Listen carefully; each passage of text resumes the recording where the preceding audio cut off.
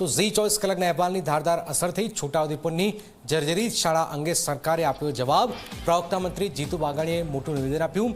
શિક્ષણ વિભાગ આ મામલે જરૂરી પગલાં લેશે। મુખ્યમંત્રી પણ સતત મોનિટરિંગ કરે છે। જે ખસ્તા હાલત થઈ ટ્રાઇબલ વિસ્તારોમાં, આદિવાસી વિસ્તારોમાં આવી અનેક શાળાઓ જે છે એની ખસ્તા હાલત છે અને સરકાર તરફથી હવે પ્રવક્તા મંત્રી જીતુ વાઘાણીએ કહ્યું છે કે અમારી નજર છે।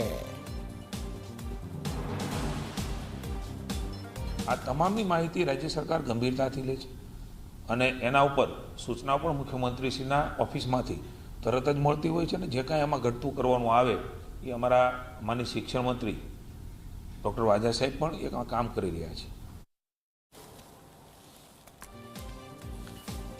પ્રવક્તા મંત્રી જીતુ વાઘાણીએ આ એક મોટું નિવેદન આપ્યું છે। શિક્ષણ વિભાગ આ મામલે જરૂરી પગલાં લેશે આ પ્રકારની વાત હાલમાં કરવામાં આવેલી છે।